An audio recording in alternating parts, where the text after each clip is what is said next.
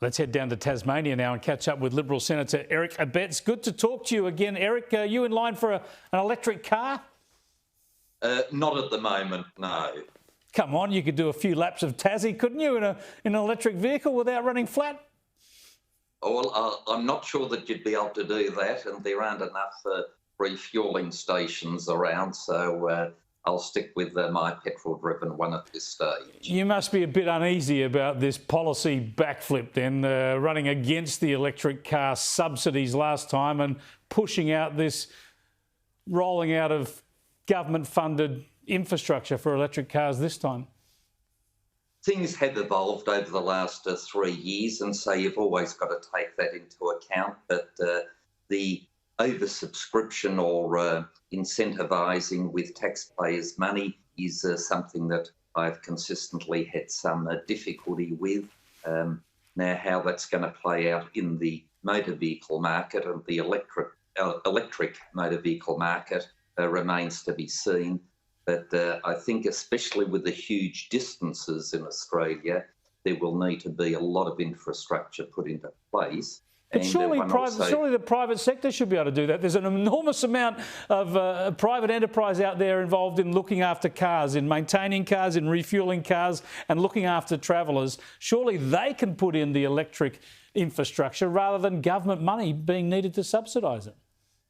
Or one assumes that in the past, the resting stations for horses and the provision of hay and oats was provided by private enterprise, and the petrol stations that are around the place are also provided by private enterprise and evolved and developed without government subsidy, as I understand it. But we are now seeking to pursue a reduction in emissions, and one of the things that is, I suppose, relatively easy pickings is to seek to reduce the CO2 emissions from motor vehicles, and that is why we are doing what we're doing. But what it highlights is that when you pursue the CO2 initiative of reducing our CO2 emissions, it comes with a cost, and a substantial cost, where you talk just with a rollout of the electric plugs for motor vehicles, $250 million. It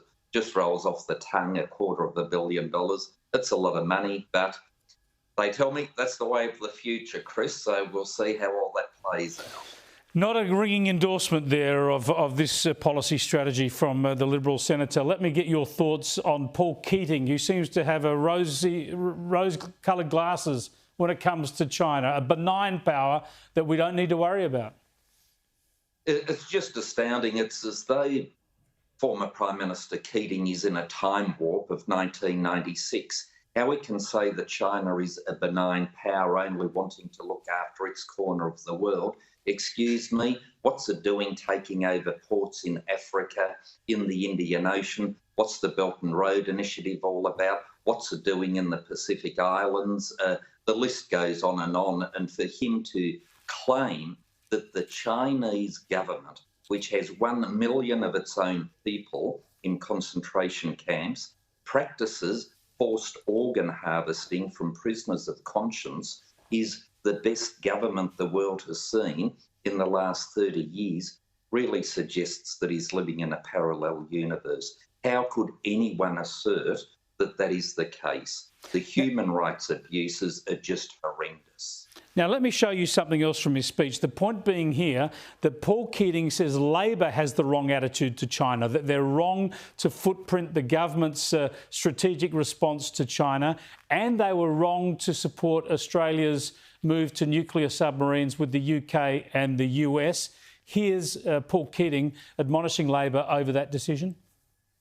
The Labor Party was completely in a position of saying we are not, necessarily against nuclear power, but we have at least 20 months to think about what are the right options here. Instead of that, Labor gets a briefing one night, and by 11 o'clock the next morning, they're in the cart.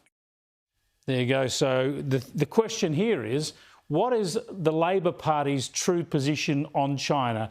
Is it lockstep with the government, as Anthony Albanese and Penny Wong would say, or is the former Foreign Minister Bob Carr and the former Prime Minister Paul Keating and indeed the current Premier of Victoria, Daniel Andrews, is their benign attitude to China more instinctively the Labor position?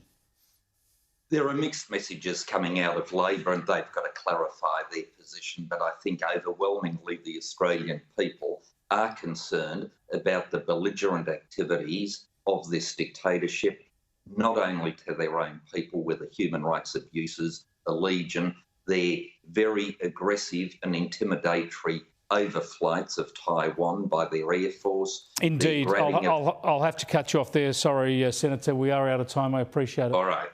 Indeed, the whole country is concerned about China's activities. You'll be able to hear more about that next week, thanks to Pete Stefanovic on Tuesday and Wednesday night with China Rising.